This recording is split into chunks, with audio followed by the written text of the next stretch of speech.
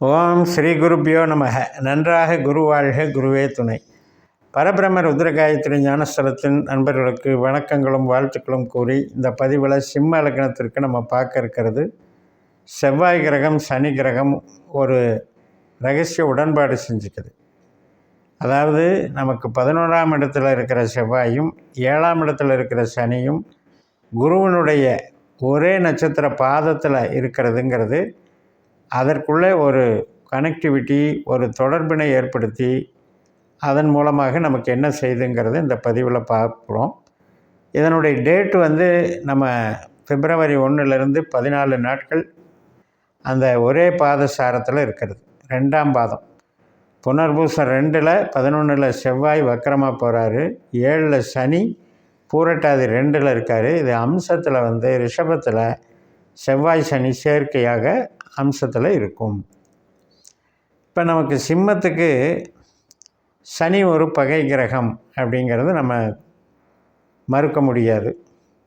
ஆனால் அந்த பகை கிரகம் அப்படிங்கிறது ஒரு கஷ்டத்தை கொடுக்குற ஸ்தானத்திலிருந்து அது மறைஞ்சு இருக்குது. அந்த கஷ்டத்தை எதுக்குது, அந்த கஷ்டத்தை தடுக்குது.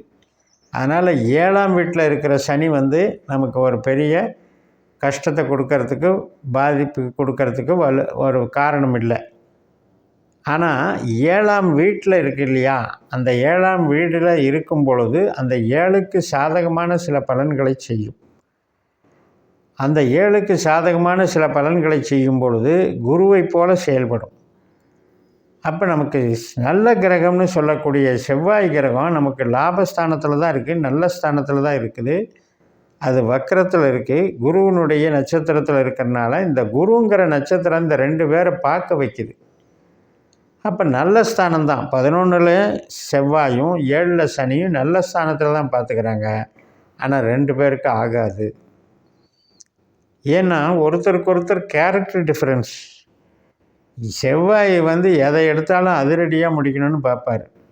தடாலடி, எமோஷன், அட்டாச்மெண்ட்டு, ஆதிக்க குணம், அவசரம், அதிகார வர்க்கம், முன்கோபம் இத்தனையும் செவ்வாய்க்கு உண்டு.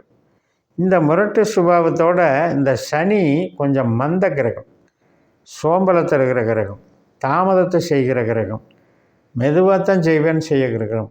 இந்த 2ம் காம்பினேஷனில் வரும் பொழுது எது பாதிக்குது அப்படின்னு கேட்டால் நமக்கு 7ஆம் பாவமும் பாதிக்குது, 11ஆம் பாவமும் பாதிக்குது, 10ஆம் பாவமும் பாதிக்குது. ரிஷபத்தில் இந்த 2 பேரும் இணைகிறாங்க.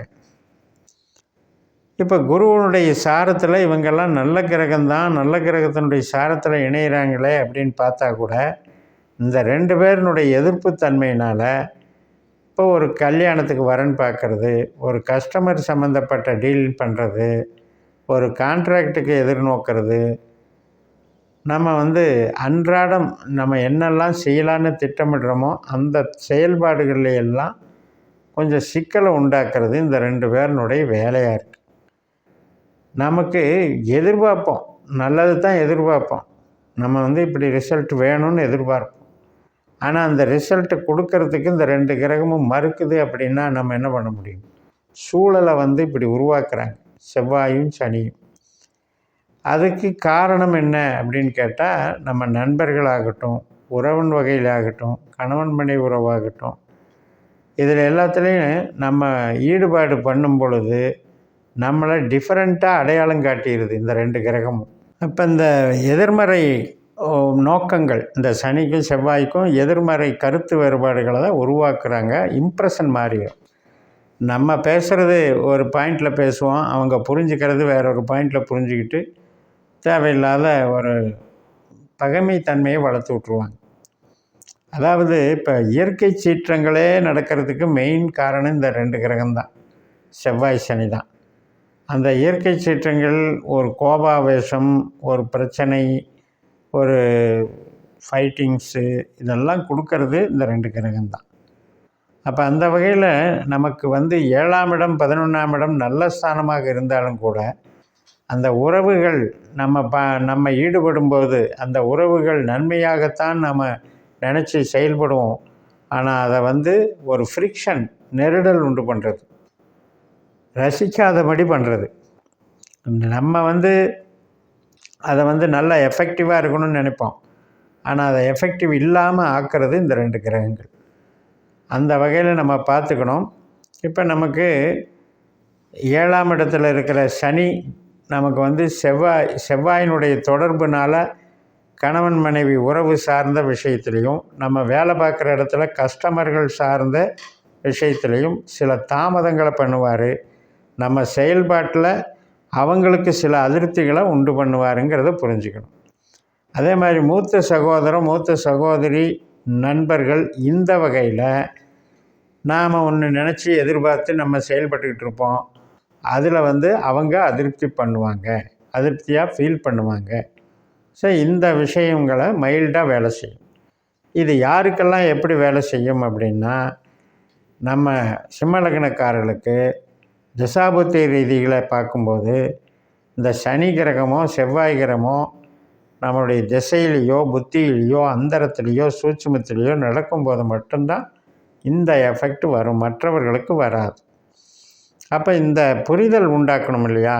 நட்சத்திர கோட்பாடுகள் அப்படின்னு பார்க்கும்போது இப்போ ஒரு நட்சத்திரம் 3 விதமாக செயல்படுது. ஏன்னா ஒரு கிரகம்தான் 3 நட்சத்திரமாக செயல்படுது. இப்போ பூரட்டாதி, புனர்பூசம், விசாகம். அதில் விசாகத்தில் எந்த கிரகமும் இல்லை. நமக்கு பூரட்டாதியிலையும் புனர்பூசத்துலேயும் சனியும் செவ்வாயும் இருக்கிறாங்க. அதனால் அதுவும் ஒரே பாதத்தில் இருக்கிறதுனால இவங்க 2 பேருக்கும் ரொம்ப நெருக்கம் ஏற்படுது. இந்த 2 எதிரெதிர் கிரகங்கள் சேரக்கூடிய அந்த நெருக்கம் நமக்கு சில நெருடலை தருகிறது. ஒரு கசப்பான அனுபவங்களை கொடுக்கறது. இப்படியெல்லாம் நம்ம புரிஞ்சுக்கிட்டால் போதும். இந்த மாதிரி திசாபுத்தி அந்தரத்தில் பயன்படும்போது மட்டும் நம்ம இதை பார்த்துக்கிட்டால் போதும். இப்போ உண்மையிலேயே நம்ம ஜனன ஜாதகத்தில் இப்போ இந்த சனி இருக்கிற இடத்துல செவ்வாய் இருந்திருந்தாலும், செவ்வாய் இருக்கிற இடத்துல சனி இருந்திருந்தாலும் இந்த காம்பினேஷனும் வேலை செய்யும், அப்படியும் வேலை செய்யும்.